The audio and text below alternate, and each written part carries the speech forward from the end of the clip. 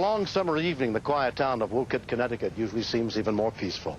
But shortly after 8 o'clock on July 3rd, 1992, all that changed for Kathy Hubeney, when she found herself facing a very difficult decision, never imagining that the choice she made would be a matter of life or death. This story may be too intense for some viewers.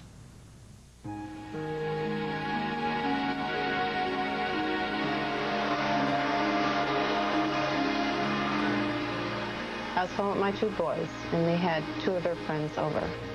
I had just plugged in a movie for them to watch, so they were happy. They were very happy, having their buddies, you know, spend the night.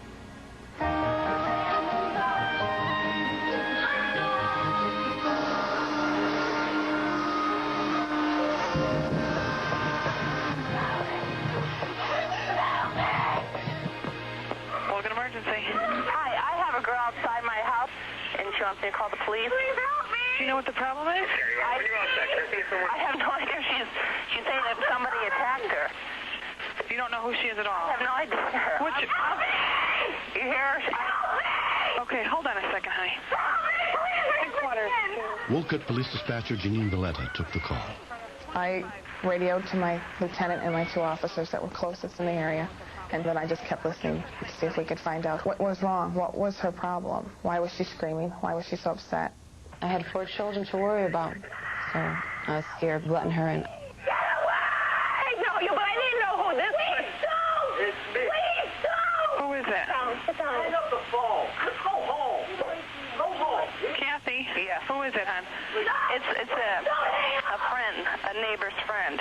I know who the person is. I didn't know who this girl is. Who's the neighbor? I had met him at a picnic, and I spent time talking with him, and he was a very nice fellow.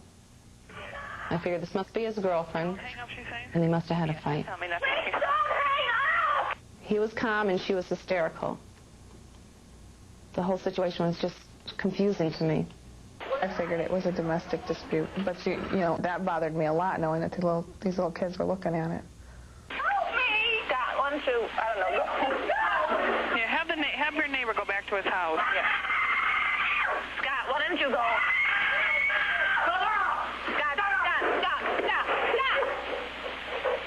Stop! Please. Please, just go home. She told me to. I had to. Scott!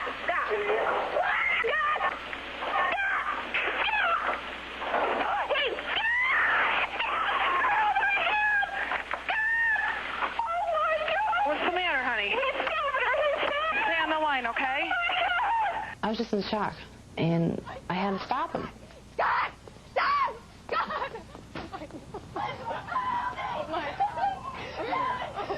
Her cheek was cut wide open. She had blood all on her hands, all around her neck. And she just walked towards me, and she says, I told you it was going to hurt me. Lieutenant Don Thurkelson was first to arrive on the scene. I can't believe somebody died. Tell her the ambulance is on the way. Look at you. Please don't let me die. I could hear Kathy talking to Lieutenant Thurkelson. Okay, honey. I'm going to let you go, okay? Okay. All right.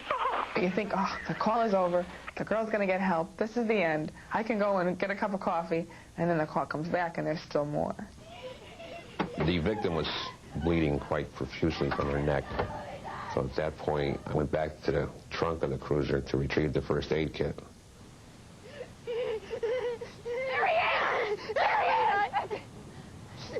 Drop the knife. Drop the knife. I backed up, hoping to get more time to stop and to realize what he was doing or something. I didn't do any good. I already slit my wrists. I watched as he walked down the driveway. He never looked at the two of us. He just had his eyes focused on the police officer. His eyes were just wild. I don't think anybody could have talked any sense into him at that point. Don't make me do this. Drop the knife. Drop the knife. Drop the knife. An emergency. He just shot the guy. I mean, the police officer just shot him. I didn't want her to see me upset. I don't know. But I panicked. I had a call. Oh, my God. Okay, honey, calm down. I was in kind of a state of shock. I could see that I wounded him mortally, and I was angry that he forced me to do something I didn't want to do. I was upset for the lieutenant. He's a great guy. They all are. Take care of the girl. And you just don't want to see him go through anything like that. More police came, and Scott was just laying there. I felt alone because I had all strangers in my yard. You're not going to die.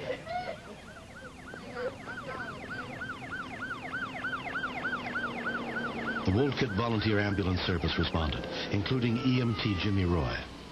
I didn't know that there had been shooting until we arrived, and I only saw one person at first thing in the driveway. It was evident that he wasn't alive.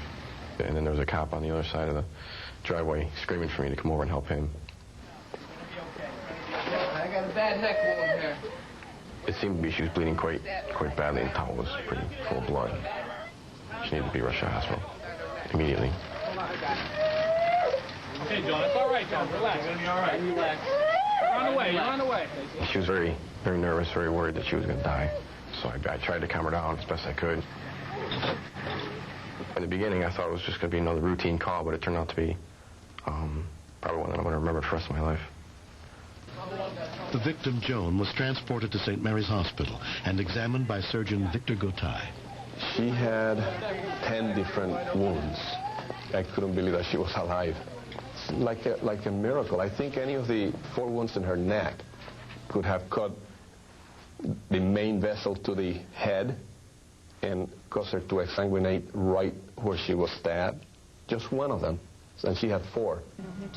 Thank you. Joan's mother, Marie Santucci, was notified of the attack. I just couldn't believe this had happened to her. I felt something was coming, but I didn't realize it would be this bad. How's she doing? Like any relationship, you have good times and bad. And as the months went on, we had more bad than good.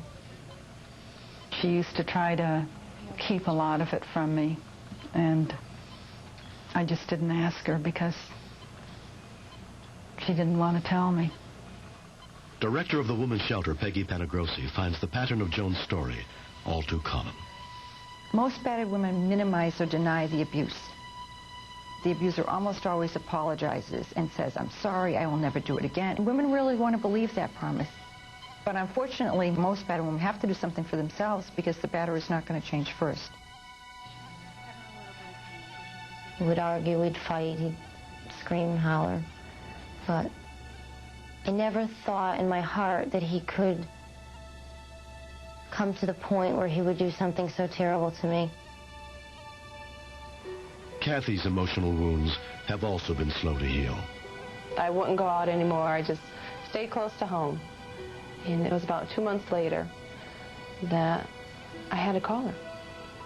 She wanted to speak with me to make sure I was okay. We talked for hours. We just sat there and cried and talked. That'll be a long time. Very long time. I don't think I'll ever forget. No. Might get better. She didn't deserve to get involved in all of this. So you sit around. Because it's put a mark on her, too. You know, when you have too much time on your hand, you just sit around and think. And that's all I ever think about. I told her she should have no feelings of guilt whatsoever. She had to protect her family as well as herself. They don't really talk about it. She was the one who saved me. And for that, I'm eternally grateful to her. Now we've bonded. We're 2 strangers that will share something for the rest of our lives. Can't deny that. There will always be a bond between us.